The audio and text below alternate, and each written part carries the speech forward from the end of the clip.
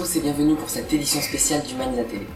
Au sommaire de cette édition spéciale, nous reviendrons au travers des témoignages des différents membres de l'association sur tout le travail qui a été réalisé par les différentes commissions, que ce soit la conception, le financement, l'événementiel, la logistique ou la communication.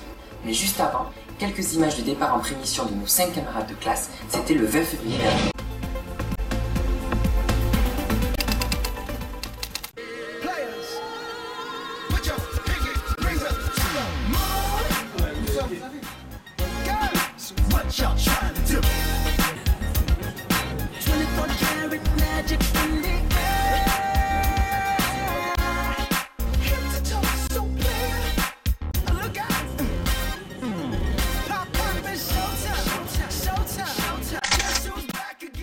On commence cette édition spéciale donc avec un petit point de conception. Donc nous sommes en présence de Yacine et Timothée qui faisaient donc partie de cette commission. Donc si vous pouvez nous expliquer un petit peu quelles étaient les premières demandes de l'ONG et les premières contraintes sur ce projet. Alors la première et la principale contrainte du projet, étant donné qu'on va reconstruire une école qui était partiellement détruite par un séisme, c'était de construire des bâtiments solides qui puissent résister à un éventuel séisme. Ensuite, la deuxième contrainte, c'est qu'au niveau de la préparation de chantier, on a un chantier qui sera très allongé et situé entre deux talus. Donc au niveau de préparation de chantier, pour les zones de stockage et les zones de préfabrication, on a eu quelques soucis là-dessus. Et ensuite, la dernière volonté de l'ONG, c'était de créer une école qui de par les ouvertures et de par les isolations, n'avait pas besoin de chauffage, car les instituteurs n'ont pas prévu de chauffage à leur budget. Donc ça a été une des grosses contraintes aussi, d'amener de la chaleur naturelle et de faire en sorte que les étudiants soient dans de bonnes conditions pour étudier. D'accord. Et ensuite, donc, dans le déroulé de ce projet depuis septembre, c'est quoi les difficultés que vous avez rencontrées d'un point de vue conception sur ce bâtiment? Alors on a beaucoup travaillé sur tous les détails techniques, c'est-à-dire notamment l'interaction entre la toiture, qu'on a choisie en métallique, ainsi que la structure béton. Et donc on a fait pas mal de détails techniques de ce côté-là. Ensuite, si vous pouvez nous présenter un peu, on va dire, le bâtiment et la solution que vous avez retenue. Donc voilà, donc, le bâtiment qu'on a finalement décidé il y a quelques mois maintenant, c'est ce bâtiment-là. C'est un bâtiment de type. Il faut savoir qu'on aura 3 bâtiments plus un bâtiment qui fera office de toilette. Donc ça, ce sera un bâtiment type. Donc pour répondre aux questions de séisme, on ne le voit pas sur ce dessin-là, mais tous les poteaux seront en béton armé et le remplissage sera en parpaing. Et pour répondre aux attentes climatiques, nous avons décidé de créer une grande surface de baies vitrées, que nous allons faire nous-mêmes en préfabrication avec du plexiglas et de l'acier. Donc ça va être une grosse partie du chantier, la préfabrication de ça, avec les postes à souder, on aura beaucoup de travail là-dessus. Et voilà, donc notre bâtiment ressemblera à ça. Ça c'est un bâtiment type avec 2 salles de classe. Et voilà ce qu'on peut dire sur ce bâtiment, avec une avancée de toiture ici pour que les enfants aient 1,50 m de couvert devant le bâtiment, pour qu'ils puissent sortir et rester à l'abri lors de leur pause. Et Timothée, ensuite, question peut-être plus personnelle, maintenant à quelques jours de partir, comment on se sent, là, quelques jours du départ? Écoutez, avec tout le travail qui a été fait en amont, je pense qu'on a pas mal anticipé beaucoup de problématiques qu'on va rencontrer sur place. Et donc un petit peu anxieux quand même, parce que c'est un peu l'inconnu, on part vers l'inconnu, mais très, très pressé de voir ce bâtiment débuter. Nous enchaînons donc cette édition spéciale avec la partie financement, une partie conséquente tout de même de notre projet. Alors nous sommes avec Ludivine et Alexandre. Alors si vous pouvez nous rappeler un peu, nous expliquer un peu tout ce qui a été fait au niveau financement pour arriver à boucler notre budget cette année. Donc pour boucler notre budget, on a eu un budget donc conséquent de 180 000 €. Pour cela, il y a eu une grosse partie d'autofinancement qui a été réalisée par le biais d'intérim, de vendanges, où toute la promotion donc, a participé, a amené on va dire, sa pierre à l'édifice. Ensuite, on a aussi une bonne partie qui est grâce aux fondations et aux subventions des différentes collectivités, surtout locales. Et ensuite, on a enfin les entreprises qui ont participé tant sur le plan financier que par le don de matériel ou que ce soit de pays. Et si enfin on a tous les dons des particuliers qui nous ont aidés à boucler ce budget. Outre l'implication de toute la promotion à travers ce projet, on aimerait remercier beaucoup les entreprises, les particuliers qui nous ont aidés, que ce soit en dons, en matériel. Et on aimerait remercier aussi dernièrement un don du Rotary Club de Biarritz. Et on remercie toutes ces personnes. Maintenant, on est fiers de pouvoir partir au Népal et boucler ce budget.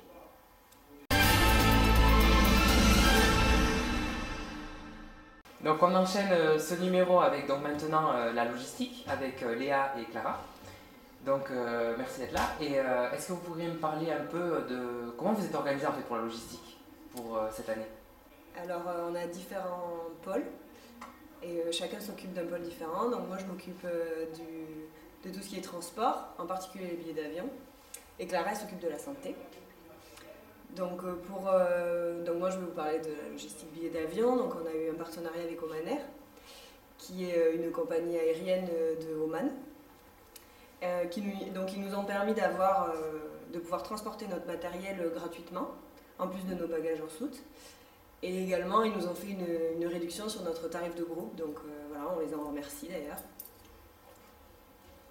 Ensuite, oui, moi je m'occupe de la santé. Donc à la base, on a élu une infirmière il y a quelques mois déjà.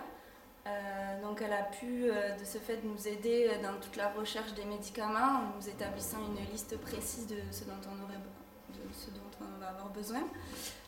Donc en termes de matériel, mais aussi en termes de médicaments et de pansements.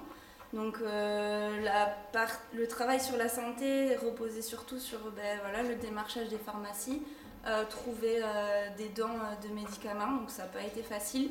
On en a trouvé quelques-uns et on est encore à la recherche de médicaments, même 3 jours avant le départ. Mais non, pour l'essentiel, pour la santé, on est en train de réaliser une trousse à pharmacie commune, en plus de la trousse à pharmacie personnelle que chaque élève devra amener lors du projet. Et ensuite, d'un point de vue logistique général, là, quelques jours du départ, on en est où? Ça se passe comment? Alors là, la logistique en ce moment, c'est plutôt sur la réalisation des malles. Donc, du matériel a été acheté, notamment avec l'électroportatif. Donc tout ça, ça doit rentrer dans des malles. Donc pas mal de personnes sont en train de tout ordonner et de s'occuper de répartir le matériel dans ces malles de 32 kg.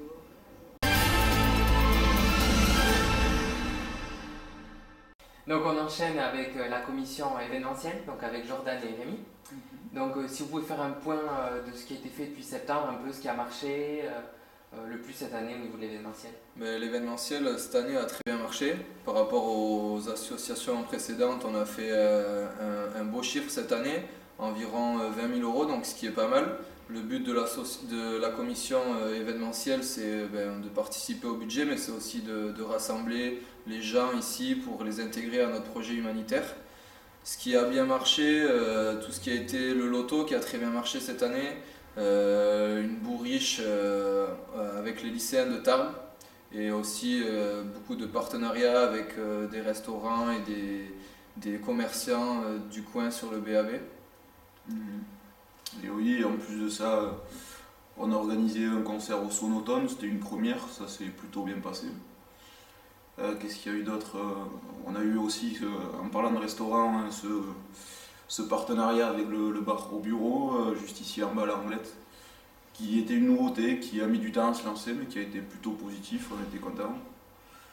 Et voilà, du coup, on tenait à remercier toute la commission, le Sonotone, le bar au bureau, tous les commerçants qui nous ont aidés pour le loto, le paintball Banzai à Saint-Laurent.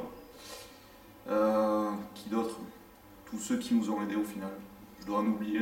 Et tous les participants aussi qui ont participé à tous les événements, que ce soit Vide-Grenier, Loto, qui nous ont soutenus dans notre beau projet.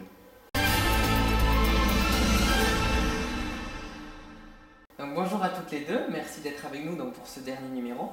Donc toutes les deux vous étiez dans la commission communication. Donc cette année il y a eu quand même pas mal d'événements, pas mal de com à faire justement.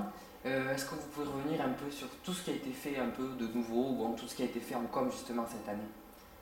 Déjà on a commencé à lancer la Humaniza TV avec plusieurs vidéos tournées à peu près toutes les semaines comme ça pour que les personnes soient au courant de tout ce qu'on fait. Ensuite, on a lancé des packs de Noël. Et pour tout ce qui est événements aussi, on est présent. Oui, c'est-à-dire qu'on travaille beaucoup aussi avec la commission événementielle.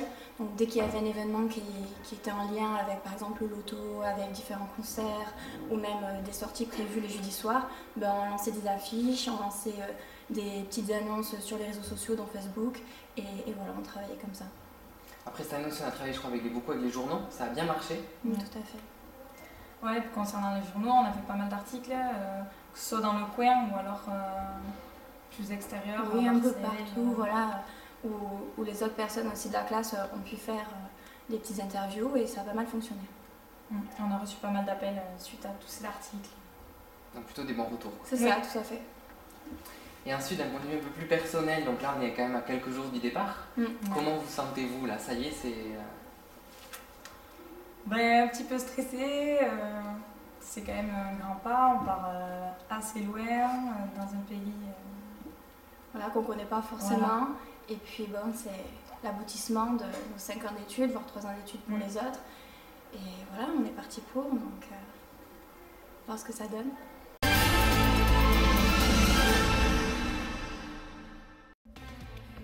Eh bien ça y est, nous partons le 27 février prochain sur le terrain, construire cette école, rejoindre nos camarades. Merci à vous de nous avoir suivis, merci à vous de nous avoir soutenus dans ce projet. Quant à moi, ça a été un plaisir de présenter cette chaîne et de partager avec vous ces quelques moments de notre association. Vous pouvez toujours nous suivre sur place à travers les réseaux sociaux à partir du 27 février et sur notre site internet www.humaniza.fr. On se quitte sur quelques images qui retracent un peu le parcours de notre association depuis septembre 2016. Au revoir.